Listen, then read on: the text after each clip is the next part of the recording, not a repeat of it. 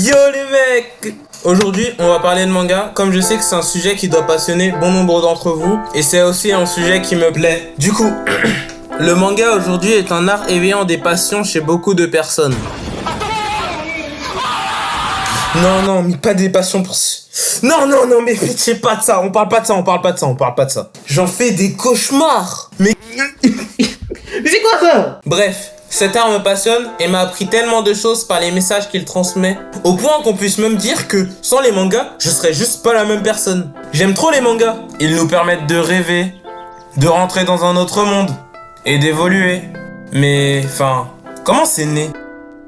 Ce que je veux dire, c'est comment cet art qui me passionne tant a-t-il été créé? Et comment on est passé de ça à ça?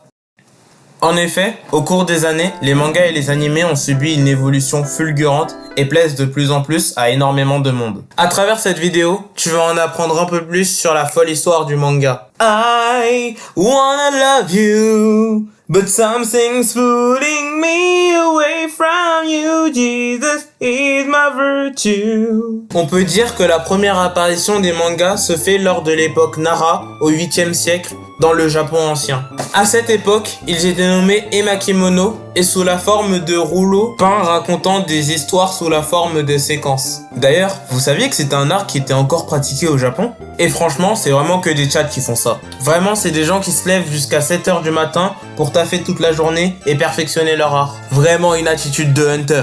Mais c'est toujours pas des mangas ça. Et ça n'a même pas ne serait-ce que le nom. Et pourquoi je vous en parle alors?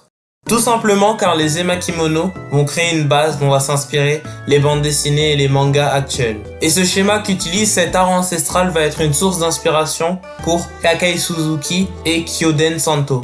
Vous savez pas qui c'est? Ce sont tout simplement les premiers auteurs de manga, entre guillemets. En effet, le manga apparaît et se popularise réellement lors du XVIIIe siècle avec des ouvrages comme Mankaku de Kakai Suzuki, sorti en 1771, et Chiji no Yukikai de Kyoden Santo, sorti en 1798, étant des recueils de caricatures, mais encore là, ça reste très différent de ce que l'on connaît et ça n'a un peu de manga que le nom. Enfin, c'est en 1814 que le manga naît réellement, des mains de Katsushika Okuzai, représentant des scènes du quotidien caractérisées par le fait qu'elles soient dérisoires, d'où le nom manga signifiant histoire dérisoire. Ces carnets de croquis sont alors publiés et s'étendent jusqu'en Occident. En 1902, la première bande dessinée nippone moderne est publiée par Rakuten Kitazawa, suivie par l'arrivée d'un nombre extrêmement conséquent de magazines de manga que l'on retrouve encore aujourd'hui, que vous pouvez voir à l'écran. Il s'agit tout simplement d'une véritable explosion et c'est le début de l'ère du manga. Un système se crée alors pour que ce type de BD touche tout le monde avec les shonen pour les garçons, les shoujo pour les filles et les yonen devenus seinen pour les adultes. De plus, au cours du temps, on observe certaines récurrences, certaines répétitions que l'on retrouve chez bon nombre de mangas, comme le héros naïf, innocent et au grand cœur, ou bien le fanservice. Mais bon, on va pas trop en parler. Cependant, après cette période d'innovation, malheureusement, entre-temps, la Seconde Guerre mondiale arrive et l'ascension du manga est freinée, mais aussi élevée, avec l'arrivée du dieu des mangas. C'est en 1928 que dans la préfecture d'Osaka, naît le jeune Osamu Tezuka. Grandissant dans une famille plutôt confortable financièrement, il se passionne rapidement pour le dessin en regardant des dessins animés comme les Disney notamment. Plus il grandit, plus sa passion pour l'art grandit. Cependant, en parallèle, il suit une formation de médecine qui va grandement l'impacter dans sa vision et ses œuvres, dont la publication débute à l'âge de 17 ans seulement. Il publie alors son premier manga, ce qui aura un impact colossal, car suite à cela, il réussit à devenir rédacteur, puis enfin exprime son art. En 1947, Osamu Tezuka, s'inspirant du cinéma hollywoodien, notamment des œuvres ayant marqué son enfance, révolutionne le manga en commençant avec Shin Takarajima, La Nouvelle Île au Trésor, mais aussi sa création la plus conséquente et connue, Astro Boy. Ce style que l'on remarque dans toutes les œuvres du jeune Osamu, forme arrondi, mouvement et esthétique, définit les standards de l'art nippon que l'on retrouve même dans les œuvres actuelles, démontrant que l'influence du grand Tezuka fut intemporelle. C'est bel et bien le roi des mangas. Je vous conseille honnêtement ces quelques sources pour essayer de vous informer un peu plus sur le bonhomme et son histoire. Malheureusement, je trouve qu'on ne lui reconnaît pas assez ses travaux et qu'on attribue un peu trop le rôle de précurseur à des gens comme Akira Toriyama. Mais c'est lui qui a tout instauré et c'est grâce à lui que votre enfance et celle de vos darons a été bénie. Croyez-le ou non, c'est le héros de notre enfance. Justement, c'est durant cette période que naît un élément de la culture japonaise quasi indissociable du manga sous format papier, l'animation japonaise. À ce moment-là, les animateurs japonais tentaient de reproduire les techniques d'animation occidentales que l'on pouvait retrouver notamment chez Disney. En effet, dans cette vidéo, on va parler beaucoup de Disney. Je sais, j'abuse un peu sur ça, mais c'est juste pour vous faire comprendre à quel point Disney, c'était une source d'inspiration et à quel point ça a influencé le monde entier, notamment les mangas. Mais bon, bref. Ils réussissent alors à créer de premiers courts-métrages qui ne furent malheureusement pas de grands succès dû à leur technique expérimentale. C'est alors qu'en 1963, Astro Boy est adapté à la télévision japonaise, ce qui permit de populariser le média qu'est l'animation en surfant sur la popularité de la BD. Ce héros du futur qui nous fait vivre de vraies aventures, toujours là quand il faut, c'est Astro, le petit robot. On retrouve alors un des principes fondamentaux des animés, l'adaptation. Les studios d'animation adaptent alors les mangas à succès, afin de se faire du pognon dessus évidemment, mais servent aussi d'affiche promotionnelle à l'œuvre originale. Ce système a permis de faire connaître des œuvres spectaculaires à énormément de monde. Par exemple, je suis sûr que tu as découvert ton manga préféré à travers son animé, comme moi et comme plein de gens. Mais l'adaptation n'est pas l'unique phase de l'animation japonaise. Certaines fois, les animateurs réalisent un produit complètement original. Le manga, quant à lui, durant cette période, est influencé par un style de dessin appelé Gekiga, où les personnages sont dessinés de manière réaliste, très loin des dessins de Tezuka, et plutôt proche des dessins de comics occidentaux. Même si, ça reste quand même bien éloigné. Les cibles de ces dessins sont les adultes, et ce terme veut littéralement dire dessin dramatique. On peut notamment retrouver son influence derrière des œuvres comme Albator, Ken le Survivant et Jojo Bizarre Adventure. Ce style est extrêmement différent des travaux de Tezuka, au point qu'on puisse même douter de la pérennité du bougre. Cependant, ce ne fut qu'un effet de mode, qui ne subsiste plus du tout aujourd'hui, à part dans la seule œuvre de l'époque qui est toujours en cours, Jojo. Contrairement aux dessins ronds de Tezuka, qui perdurent encore à l'heure actuelle. Ces dessins sont d'ailleurs maintenant peu appréciés du grand public, notamment pour Jojo, où ce style de dessin donne à plein de personnes l'envie de ne pas commencer ce manga. Ce qui est trop dommage en vrai, parce que c'est vraiment le meilleur manga du monde. Allez voir Jojo. Néanmoins, cette mode dura pendant tout de même plus de 20 ans.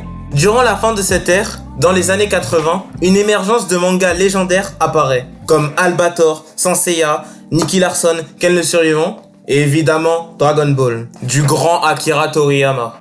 Cette période a marqué l'existence de nos vieux, qui ne cessent d'en parler comme les meilleurs dessins animés, comme quoi c'était mieux avant, comme quoi leur génération était meilleure. Bref. Malgré toute la mala qu'ils font, qui est en grande partie évidemment due à la nostalgie, on peut quand même qualifier cette époque d'âge d'or du manga. Dans cette période apparaît aussi Akira, créé par Katsuhiro Otomo, qui sera connu pour son adaptation ayant marqué la Japanimation. Tout de même, le film d'animation ayant coûté le plus cher de l'histoire à cette époque. Ce film ayant coûté 9 putains de millions de dollars marquera les esprits par son esthétique gore, choquante et sombre, mais aussi possède des scènes iconiques comme le Akira Slide qui a marqué littéralement toute la pop culture, et cette scène qui devint carrément une trend TikTok. Leave me alone! Au même moment, un studio émerge. Deux anciens membres de la Toei Animation, qui étaient collègues au même syndicat, décident de quitter leur studio et de collaborer. Il s'agit de Hayao Miyazaki et Isao Takahata. En 1885, ils produisent et réalisent des longs métrages qui furent de grands succès et considérés comme des chefs-d'œuvre à l'heure actuelle, ce qui leur a assuré une certaine pérennité dans l'industrie, puisqu'ils sont toujours actifs. Ce studio crée alors des histoires inédites et à travers leurs films comme Mon voisin Totoro, Princesse Mononoke, Le voyage de Chihiro, marquent par leur sujet / thématique, les messages qu'ils transmettent et leur esthétique filmique. On constate que durant cette période, les mangaka et les animateurs japonais s'inspiraient énormément de films, séries et éléments de la culture occidentale, notamment le grand Akira Toriyama, paix à son âme, qui s'inspirent dans ses œuvres de films comme Star Wars, Retour vers le futur et Terminator. A contrario, les mangas apparus lors de l'époque de la génération Z tirent principalement leurs inspirations de mangas de l'époque précédente comme Naruto, One Piece et Bleach, qui tirent leurs inspirations de Dragon Ball. En parlant d'eux, dans la période entre 2000 et 2010, ils furent le top 3 incontesté des ventes, régnant sur toute l'industrie, permettant à la popularité du manga d'exploser encore une fois. Ils furent tant grands que l'on les nommait le Big Three. Et ces 3 mangas font partie du top d'énormément de fans, sauf toi Bleach, même si on t'aime bien, hein. Mais t'es un peu la 5e roue du carrosse. Mais incroyable comme manga. Même si le début il est long. Ne me mentez pas les fans de Bleach, pitch. Mais franchement, même si One Piece a le record du monde de vente de manga, du trio, le seul qui puisse regarder Dragon Ball dans les yeux en termes d'influence, c'est Naruto. Aujourd'hui, bon nombre d'œuvres s'inspirent du Big Three comme les mangas de cette époque s'inspiraient de ceux des années 80. Il semble que ce soit désormais le cycle auquel le manga est maintenant soumis, vu que même les dernières œuvres sorties après 2020 semblent s'inspirer de la New Gen. Mais personnellement, je trouve un peu que ces mangas perdent en qualité par rapport à ceux qui existaient avant. Peut-être est-ce la nostalgie, mais je sais que je trouve que c'est de moins en moins inspiré et que depuis 2020, il y a de moins en moins de diversité. Sauf toi, JJK, je t'aime de tout mon cœur. Mais on voit aussi que l'explosion des sites de streaming proposant des animés dans leur catalogue et les confinements de 2020 et 2021 ont permis à la fanbase de se démultiplier. Selon certains, c'est une mauvaise chose, car il y a de plus en plus de faux fans et des gens qui sont là que car c'est devenu quelque chose de populaire et non quelque chose qui les passionne. Cependant, d'autres trouvent que c'est une bonne chose, car l'époque où les fans de manga sont vus en paria, en mecs bizarres et tout, est désormais révolue, même si personnellement, j'y crois pas trop.